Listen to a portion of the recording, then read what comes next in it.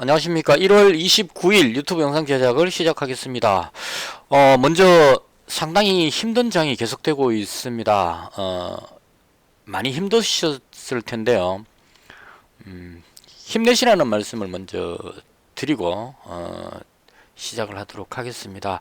저도 물론 힘들지만 제 영상을 1년 넘게 보신 분들은 아시겠지만 지옥과 천당을 워낙 왔다 갔다 했기 때문에 이 정도에는 별로 멘탈에 영향을 받지는 않습니다. 저는. 근데 계속 상승하는 분위기에 적응되셨던 분이라면 완전히 생각과 다른 예전과 다른 어떤 흐름을 오늘 보실 수 있지 않았나 그런 생각이 듭니다. 그래서 오늘 금요일이니까요. 주말 동안 푹 쉬시면서 일단 멘탈을 회복한다 그러죠.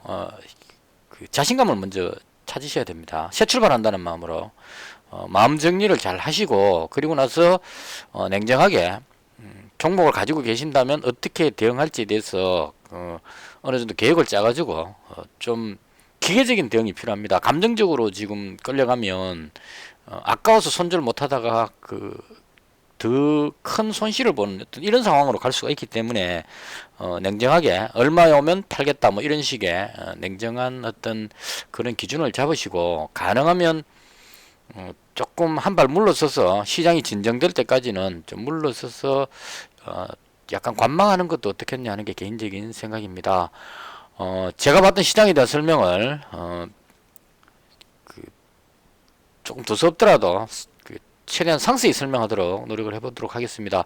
먼저 제가 매매했던 부분을 먼저 하고 하는 게 좋을 것 같아요. 이게 뭐 다 손절했기 때문에 보시다시피 아무것도 없습니다. 다 손절하고 803만원입니다.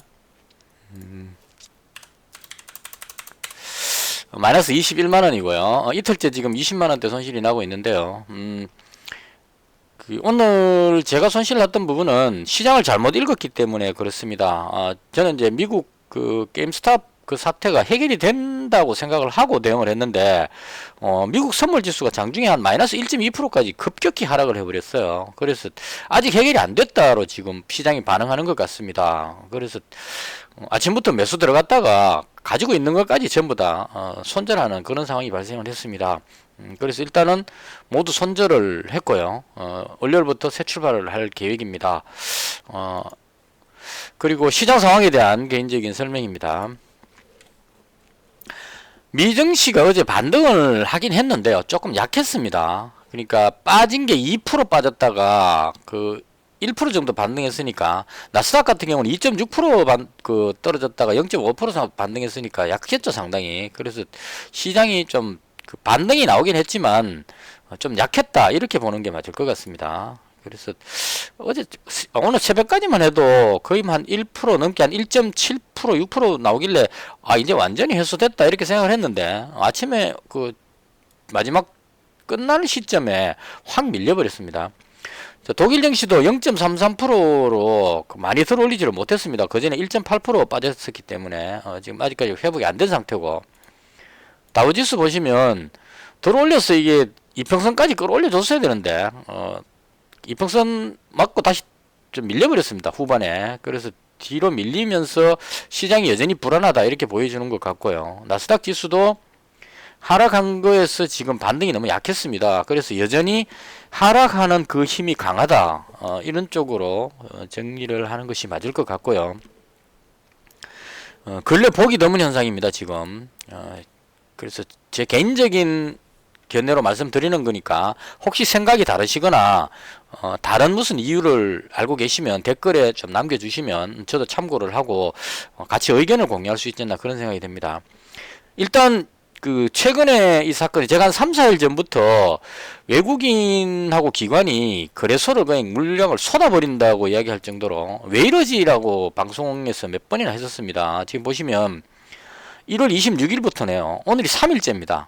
1월 26일 날 외국인이 거래소에서 2조를 팔았고 기관이 2조를 팔았고 어제는 조금 적게 팔긴 했는데 아니죠. 어제가 아니었죠. 26일, 27일, 28일 오늘 29일이죠. 그러니까 26일 날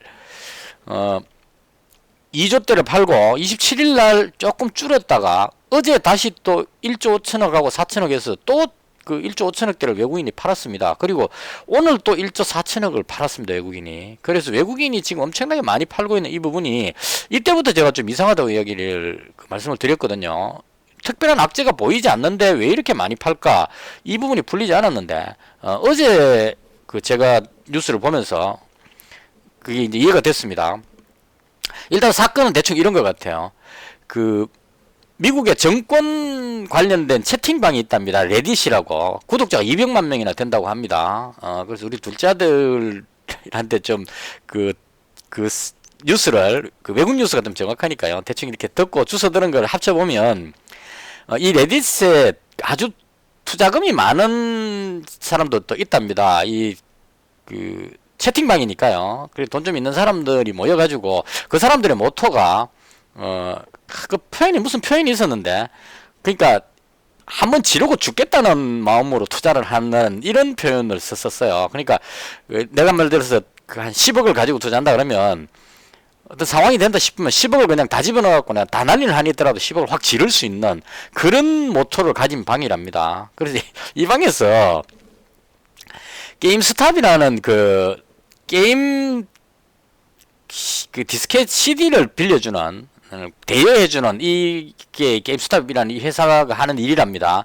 이 게임스탑이라는 회사가 헤지펀드들의 공매도에 지금 많이 이제 공매도가 많이 있다는 거를 캐치를 한 것 같아요. 근데 어떤 문제가 있었냐면 그 플레이스테이션하고 그 게임기 두 회사 그 회사 이름이 정확히 제 기억이 안 나는데요. 일단 그 게임기 두 회사에서 신작 프로그램이 나왔다고 합니다. 최근에 나오니까 이 신작 프로그램 나오면 게임스탑이 이제 그 프로그램을 대여해 주는 곳이니까 수익성이 엄청나게 높아질 수 있다는 이게 이제 그 호재가 발생한 거죠. 이 회사에. 근데 공매도를 많이 쳐놨다는 게 나오니까 이 레딧방에서 그 누군가 그랬겠죠.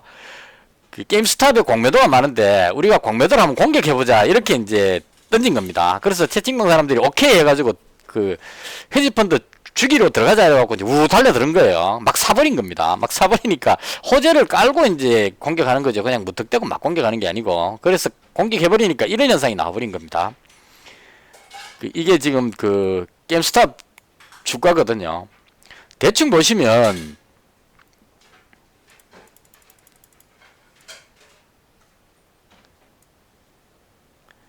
이거 보시면 뭐 15달러, 20달러 이러고 있다가 너무 많이 눌러버렸네요. 잠시만, 이 지금 제 프로그램을 얘가 왜 됐는지 모르겠네요. 이거 눌렀다. 됐습니다. 멈춰. 제가 잘못 눌러서 그렇습니다. 그러니까 15달러, 20달러 하고 있다가 이게 지금 그 350, 483달러까지 올라갔습니다. 이게 17배인가 뭐 이렇게 이야기하는 것 같은데요. 그러니까 여기서 그 헤지펀드 공격 한번 하자 이렇게 이제 그 채팅방에서 이야기 나와가지고 막 산 겁니다. 그 채팅방에 구독자가 워낙 많다 보니까 이 구독자들이 단체로 덤벼가지고 막 사버린 거죠. 사니까 이게 쭉 올라가가지고 급등해버리니까 헤지펀드들이 손실이 기하급수적으로 불어나죠. 여기서 공매도를 쳐놨다면 예를 들어서 50달러에 공매도 쳐놨다면 주가가 만약에 500달러 가버리면 500달러에 사가지고 50달러 그 주식을 갚아야 됩니다. 그러니까 450달러에 손실이 발생한다는 얘기죠. 예를 든다면. 그래서 미리 주식도 없는데 내가 그 50달러 하는 이 시점에서 공매도를 이제 내가 한 주를 팔겠다, 한 주를 판다고 했을 경우에 이 50달러에서 밑으로 내려가면 이 사람들이 나중에 헐값에 사가지고 갚으면 됩니다. 이 공매도가 하는 역할인데, 그 노리는 목적인데, 이게 호전성 제로를 안고 와 공개해가지고 사가지고 쭉 올라가 버리니까 못 버티는 거죠. 이 20달러대에 공매도 쳐놨는데 이게 지금 그 500달러까지 가버리니까 갚으려니까 어마어마한 수십조의 돈이 들어가야 된다는 얘기죠. 그래서 어쩔 수 없이 여기서 손절을 하면서 350달러 이쯤에서 손절한다는 얘기는 공매도 해놨던 사람들이 주식을 다시 산다는 얘기입니다. 사갖고 갚아야 되니까.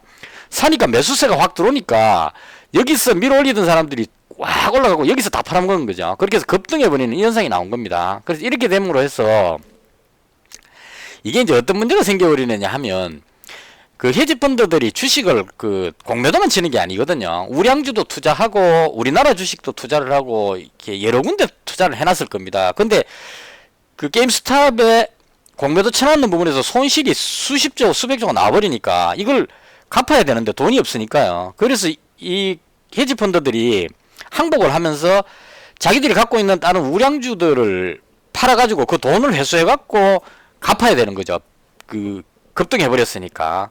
그래서 결론적으로 말하면 그 헤지펀드를 공격해서 공매도를 공격해서 끌어올리는 취지는 좋았습니다. 취지는 좋았는데 이렇게 끌어올려버리니까 헤지펀드들이 갖고 있던 다른 우량주들을 던져버린다는 얘기죠. 이 돈을 마련하기 위해서. 그래서 던져버리니까 이게 시중에 있는 우량주들이 내려가서 주가가 내려가는 이런 현상이 발생해버린 것 같습니다. 그래서 이 부분이 대충 뉴스 보니까 외국인들이 여기서 지금 2조 또 1조 5천억하고 6천억하고 코스닥도 많이 팔고 있죠. 거의 하루에 한 2천억씩 팔고 있습니다. 이 팔아놓은 돈도 저거하고는 연관이 있는 것 같아요. 그러니까 그 헤지펀드 거기서 가지고 있는 그 자산을 비교했을 때 한쪽에서 손실이 공매도 천대에서 손실이 억수로 커지면 이걸 갚기 위해서 다른 뭔가를 처분해야 될 겁니다. 그러면 자기들이 가지고 있는 중에 가장 알짜배기나 그 현금화가 좋은 것들을 팔 가능성이 높겠죠.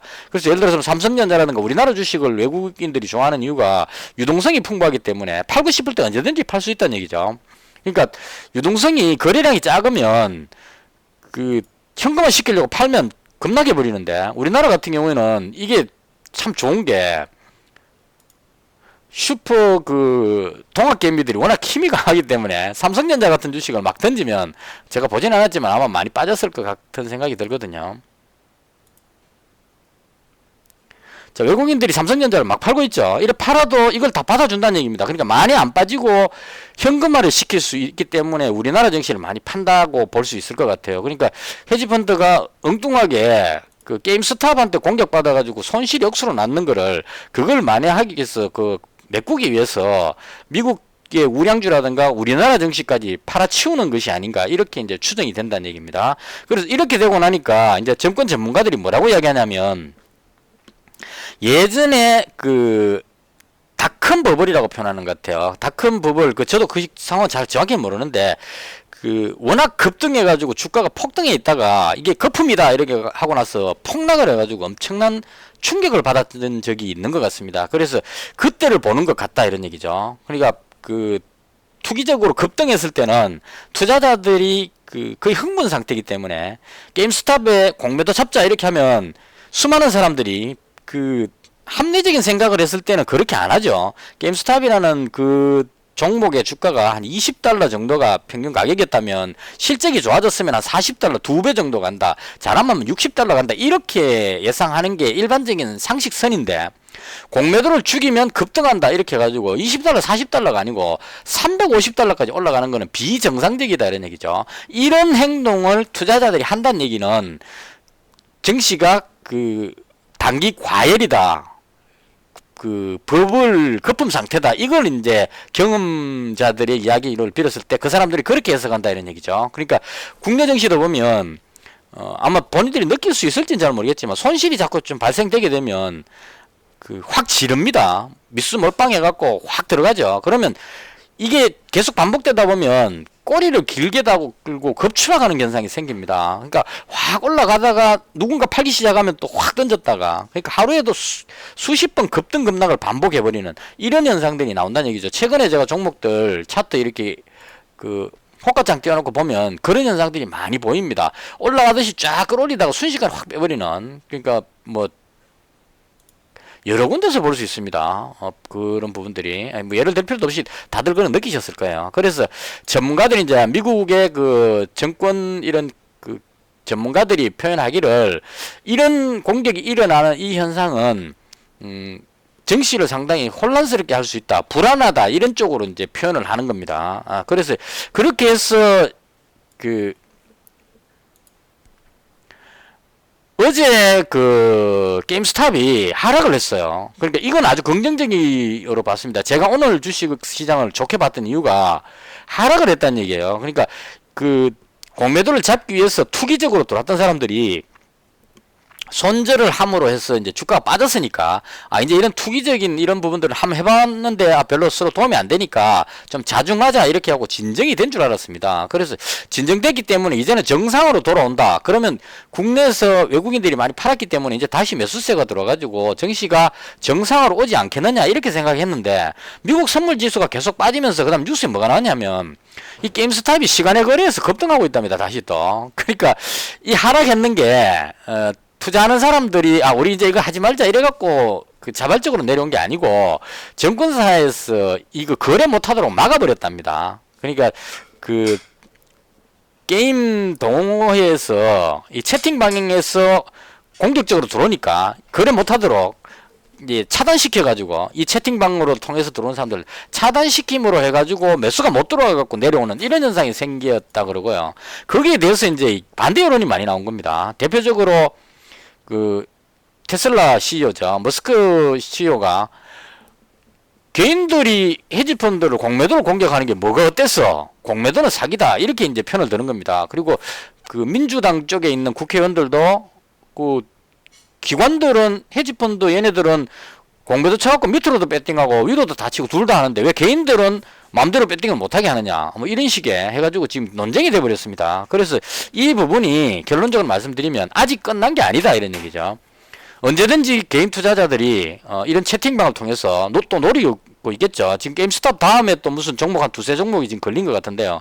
분석해가지고 공매도가 좀 많고 기업이 실적이 괜찮다 싶은 종목이 있으면 공매도가 써먹던 방법을 반대로 이용해가지고 공매도는 주로 보면 개인들이 많이 들어와 있는 이런 종목들 중에 실적이 좀 안 좋아진다 싶은 정보를 캐치해가지고 미리 매도를 막 치는 겁니다. 쳐갖고 확 떨어뜨려갖고 여기서 받아먹는 식으로 이렇게 이제 처리하는 게 공매도인데 개인들도 그만한 이제 정보력이 있다는 얘기입니다. 그래서 쫙 분석해보고 공매도가 아주 많은 종목들 중에 이제 찾아보겠죠. 찾아보고 호재성 뉴스가 있다 싶으면 이 종목 공격하자 이러면 이제 우르르 몰려가고 끌어올려버리는 그래서 공매도를 거들내버리는 이런 상황이 생긴다는 얘기입니다. 그래서 그 아까 조금 전에 뉴스에 게임스탑 공격에 헤지펀드들이 주식 투자 비중을 빠르게 줄이고 있다 이렇게 얘기합니다. 헤지펀드가 이제 항복하는 겁니다. 잘못하다가는 그 몇십조 해갖고 파산할 지경에 이르니까 미리미리 이제 그 청산하는데 이게 공매도만 청산하면 괜찮은데 그렇게 하지 않죠. 공매도하고 우량주하고 이렇게 비중을 맞춰서 균형을 잡아놨는데 공매도를 청산한다는 얘기는 매도를 청산하니까 매수낸 것도 청산해갖고 떨어낸다 이런 얘기죠. 그럼 주식 비중을 줄이면 이게 시중에 우량주들이 매물로 나오게 되는 현상이 나온다 이런 얘기죠. 그래서 그런 영향으로 해서 지금 미국 선물지수가 오늘도 오르락 내려갑니다. 지금 또 마이너스 한 1.2% 정도 내려가는 현상이 나오고 있습니다. 그래서 제가 봤을 때 이 부분이 끝날 때까지는 좀 조심해야 되지 않을까 이런 생각이 듭니다. 오늘 금요일이니까 그냥 조금 길게 해도 괜찮지 싶습니다. 오늘은 그 다른 뭐 종목 이런 이야기보다는 이런 이야기가 더 중요할 것 같아요. 이럴 때 그 제가 했던 어떤 아픈 경험들을 되살려서 이야기를 해보겠습니다. 오늘 코스닥 지수가 3.38% 빠졌습니다. 아주 불안했었어요. 분봉으로 보시면 5분봉인데요. 아침에는 보합권에서 약간 들어올리는 척 하다가 빠지고 나서 못 들어올리고 쭉 흘러내렸습니다. 미국 선물지수가 쭉 빠져버리니까 같이 내려가 버렸어요. 그래서 이렇게 내려가면서 마지막에는 되게 불안했습니다. 여기서 못 들어올리고 아예 그냥 끝까지 가버릴까 싶어서 좀 불안감을 느꼈는데 그나마 다행인 것은 약간 들어올렸다는 요 부분 정도 이게 그나마 다행이었고요.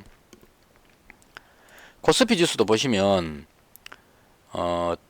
많이 빠졌습니다. 이제 결과적으로 이렇게 돼버리니까 외국인들이 지금 선물 매도를 많이 쳐놨는데 알고 그랬든 모르고 그랬든 결과적으로 선물 매도 쳐놓은 외국인들이 결과적으로 또 이기는 현상이 나오고 있다는 이런 또 참 웃기는 현상이 생기고 있습니다. 그러니까 이번에는 외국인이 질 줄 알았거든요. 여기서부터 선물 매도를 쳤기 때문에 쭉 매도를 쳤으면 평균 단가 여기라고 치면 계속 올라가면 손실이 발생해 있는 상태인데 이게 며칠 만에 뚝 떨어져 갖고 지금 거의 본전권에 왔을 겁니다. 그래서 더 빠지면 이익 실현하는 상황이 됐다는 얘기예요. 그래서 외국인은 현물을 막 팔면서 떨어지는 선물에서 이익을 챙기는 이런 현상으로 가고 있는 이런 상황이 되어버렸습니다. 지금 모양 보시면 상봉에서 지금 떨어지고 있기 때문에 이 부분이 그 바로 되돌리기가 쉽지 않을 것 같아요. 여기서 이렇게 올릴 때처럼 왜냐하면 한 번 올라갔다가 빠질 때는 이 상승하는 힘이 남아있기 때문에 한 번 더 들어올리려고 시도하는데 여기서 맞고 떨어졌기 때문에 이번에는 그 밑으로 빠지는 힘이 더 강할 겁니다. 그래서 빠지는 힘이 강해가지고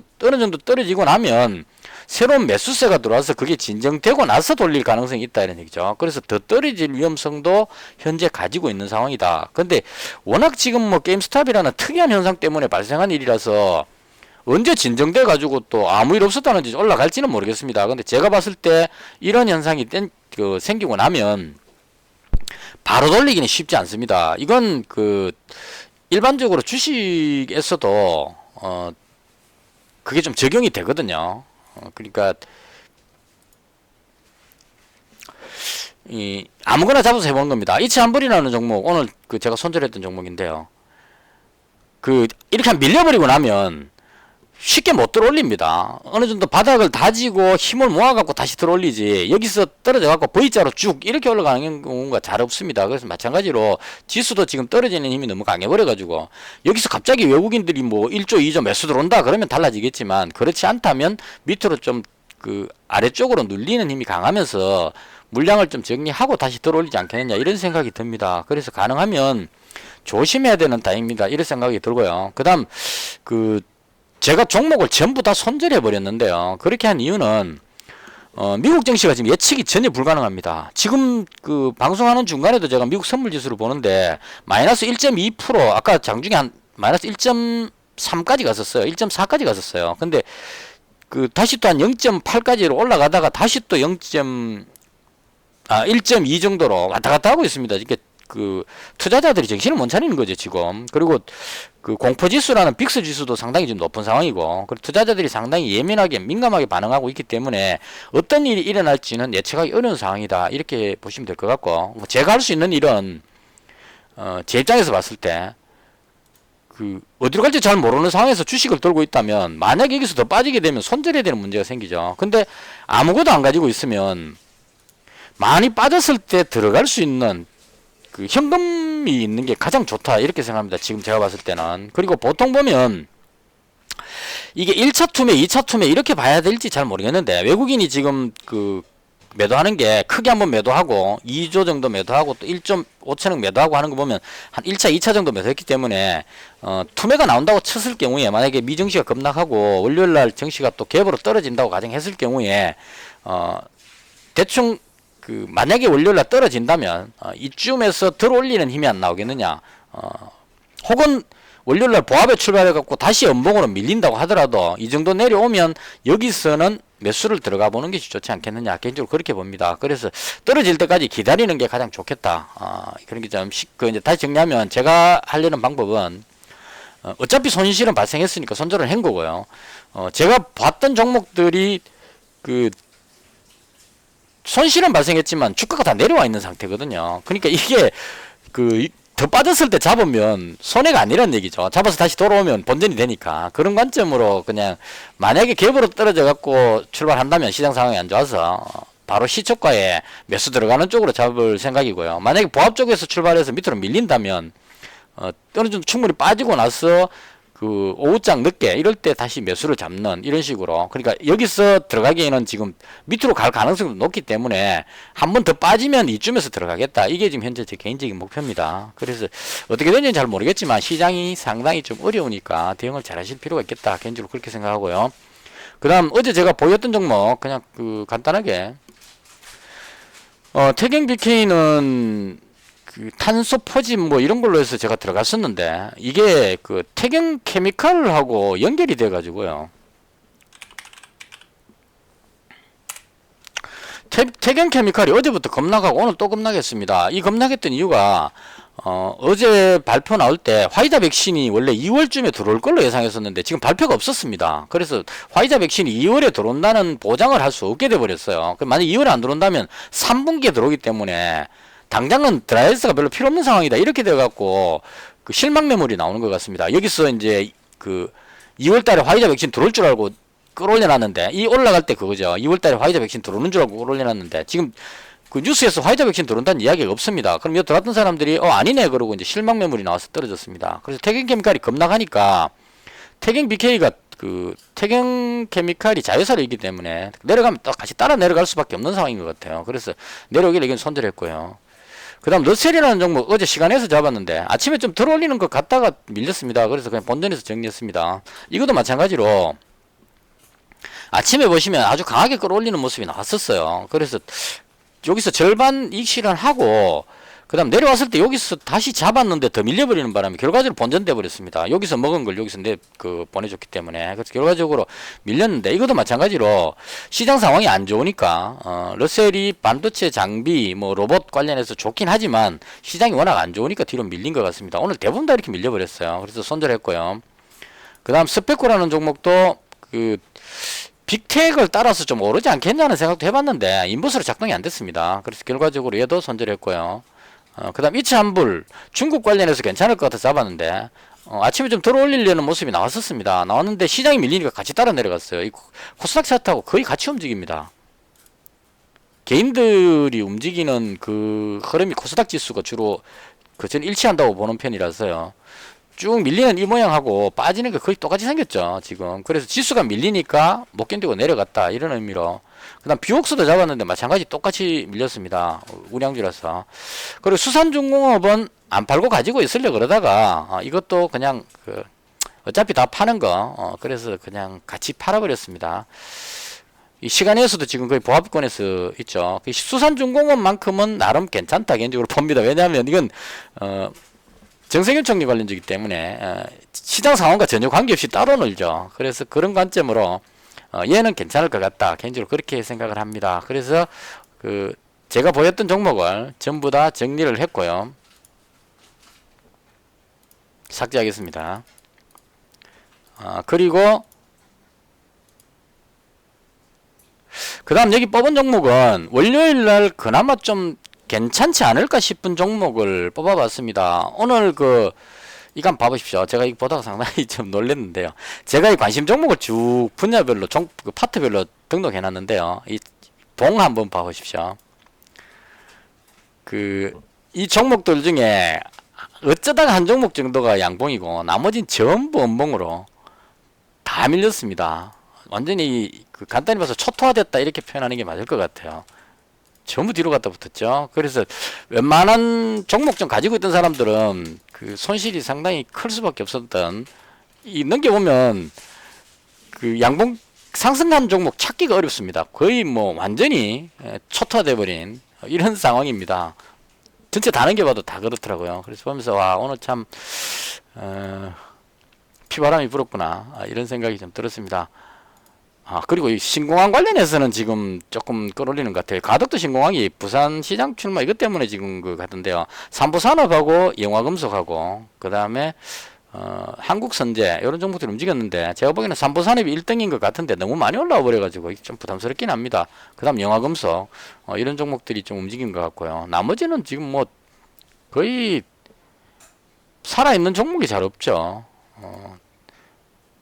이렇게 많은 종목들이 하락하기도 쉽지 않은데, 여튼 엄청나게 오늘 힘든 장이 아니었을까라고 짐작을 해볼 수 있을 것 같습니다. 이렇게 쭉 넘겨봤는데 완전 뭐 2차 전지, 수소차, 뭐 대지 열병 할 것 없이 완전 초토화가 돼버린 이런 날이었습니다. 반도체조차도 완전 초토화되고 있는 이런 상황이었습니다. 지금 보시면 뭐 살아있는 게 없죠. 그래서 이 중에 그나마 월요일날 좀 괜찮지 싶은 종목 찾다가 제가 잡은 게, 일단 수산중공업 괜찮을 것 같고요. 이제 이렇게 해놔야 월요일날 갭으로 떨어지면 그때 가서 이제 종목 찾으려면 힘드니까 떨어졌을 때 우선 노려보기 좋은 그런 의미로 이제 잡아놓은 겁니다. 그 다음 나인테크라는 종목이 장 후반에 좀 괜찮게 모양을 갖춘 것 같아서 그래서 한번 체크해봤고요. 그 다음 프로텍이라는 종목이